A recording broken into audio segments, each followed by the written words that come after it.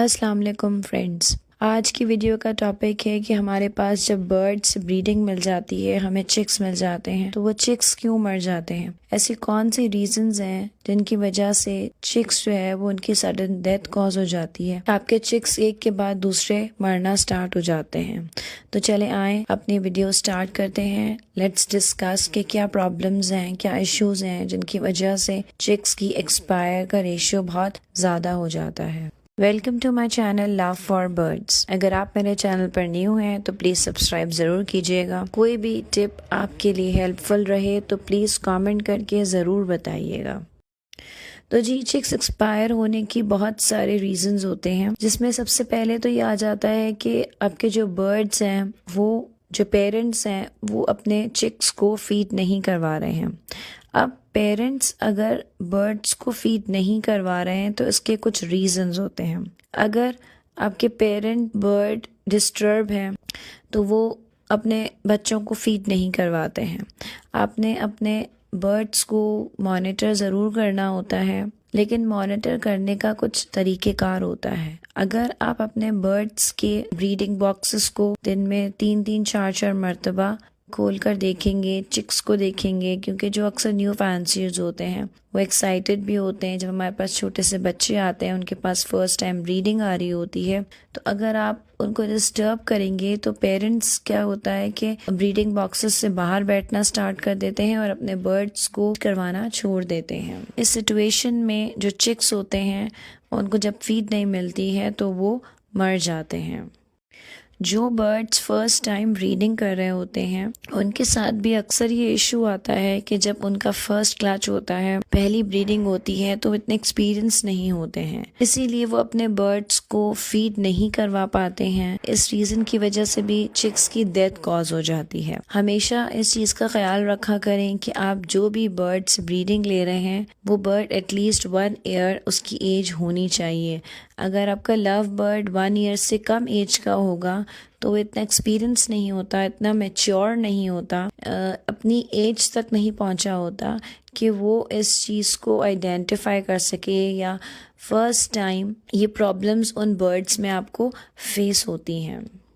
अच्छा जी, next reason ये होता है कि आपके बर्ड्स की जो नेस्टिंग है वो बहुत ज़्यादा गंदी है, डर्टी है। अगर आप अपने बर्ड्स से जब भी ब्रीड ले रहे होते हैं तो आपने एक क्लच के बाद नेस्टिंग मटेरियल को चेंज करना होता है, क्योंकि जब चिक्स बड़े हो जाते हैं तो डेफिनेटली ज़्यादा ड्रॉपिंग्स होती हैं, उनका नेस्टिंग मटेरियल डर्टी हो जाता है, उसके अंदर बैक्टीरियाज फंगस ग्रो कर जाते हैं, अक्सर स्मेल हो जाती है। तो इस रीज़न की वजह से भी बर्ड्स एक्सपायर हो जाते हैं। तो आपने इस चीज़ का ख्याल रखना है कि आप जब भी बर्ड्स ब्रीडिंग लें तो आप केजेस की क्लीनिंग करें, उनके ट्रेस को क्लीन रखें, उनके नेक्स्ट बॉक्स का ख्याल रखें। ब्रीडिंग बॉक्सेस सब चीज़ें क्लीन होनी चाहिए।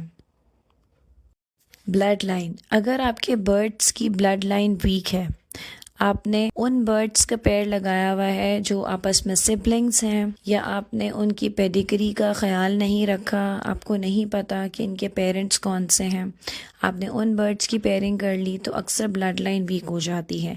जब ब्लड लाइन वीक हो जाती है तो जो बच्चे आते हैं वो भी वीक ब्लड लाइन के होते हैं और उनका सर्वाइवल रेशियो बहुत कम होता है। अगर आपके पास ऐसे पेयर्स हैं जो रेड टू रेड अगर आपने पेयरिंग की हुई है, red eye to red eye bird की आपने पेयरिंग की हुई है, इस सिचुएशन में भी जो ब्लड लाइन है वो वीक होती है, तो यहाँ पर बच्चों के मरने के चांसेस ज़्यादा होते हैं।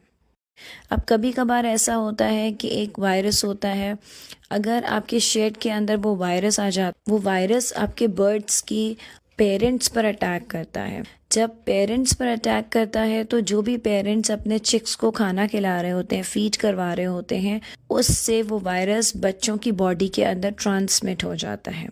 अब इस सिचुएशन में बेसिकली जो पेरेंट्स होते हैं उनके अंदर स्ट्रॉन्ग इम्यूनिटी होती है, उस वायरस से पेरेंट्स अफेक्ट नहीं होते, लेकिन जो चिक्स होते हैं वो बहुत ज़्यादा छोटे होते हैं, वीक इम्यून सिस्टम होता है उनका, तो उससे वो अफेक्ट होते हैं और वो वायरस से उन चिक्स की सडन डेथ कॉज हो जाती है। इस सिलसिले में जो बर्ड्स आपके पास जो बच्चे आते हैं, जो चिक्स आते हैं, वो 7 to 8 days या 10 days के जब हो जाते हैं तो फिर सडन उनकी डेथ हो जाती है। आप उन चिक्स में ये चीज़ ऑब्जर्व करेंगे कि उनकी बॉडी के अंदर ब्लू कलर के पैचेस आपको नज़र आएंगे।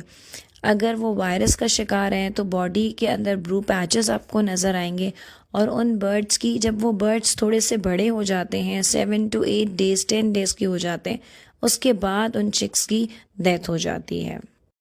अब बर्ड्स की डाइट का ख्याल रखा करें। बर्ड्स को कैल्शियम और मिनरल्स की ज़रूरत होती है। बर्ड्स के चिक्स को कैल्शियम एंड मिनरल की ज़रूरत होती है। प्लस आप अपने बर्ड्स को शेड्यूल रूटीन के हिसाब से सॉफ्ट फूड भी प्रोवाइड करा करें। एग फूड अपने बर्ड्स को प्रोवाइड करें ताकि उनकी बहुत अच्छी ग्रोथ हो, चिक्स की ग्रोथ भी बहुत अच्छी हो, उनके पर जो है वो शाइनिंग वाले हों। आप अपने बर्ड्स को ग्रीन हर्ब्स का, वेजीज का इस्तेमाल करवाएं, लूसन का आप इस्तेमाल करवाएं। इससे बर्ड का हाजमा बहुत अच्छा रहता है।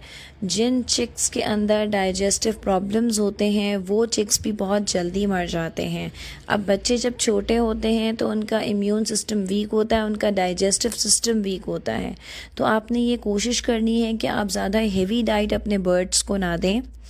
आप बर्ड्स को भुट्टा इस्तेमाल करवा सकते हैं, एग फूड इस्तेमाल करवा सकते हैं, दालों का इस्तेमाल करवा सकते हैं, लेकिन बहुत ज़्यादा हेवी अमाउंट में उनको सॉफ्ट फूड प्रोवाइड ना करें।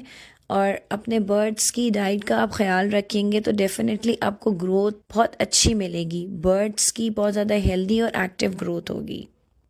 अच्छा जी, यहाँ पर एक और चीज़ सामने आती है कि अगर आपके जो पेरेंट्स हैं उनके अंदर कैल्शियम या मिनरल्स की कमी होगी तो जो एग ले करेगी फीमेल वो भी प्रॉपर तरीके से कैल्शियम कोटेड नहीं होगा। अगर कैल्शियम कोटेड नहीं होगा तो बच्चा भी अंदर से वीक इम्यून सिस्टम वाला होगा, तो उसके मरने के चांसेस ज़्यादा होंगे। आपने इस चीज़ का ख्याल रखना है कि आप जिन बर्ड से ब्रीडिंग ले रहे हैं आप उन बर्ड्स को कैल्शियम और वाइटामिन और मिनरल्स का यूज़ ज़रूर करवाएं ताकि उनकी बॉडी के अंदर इस चीज़ की डेफिशिएंसी ना हो। जब इस चीज़ की डेफिशिएंसी बर्ड की बॉडी के अंदर नहीं होगी तो एग भी प्रॉपर कैल्शियम कोटेड होगा और बर्ड्स के अंदर भी ज़्यादा इम्यूनिटी होगी।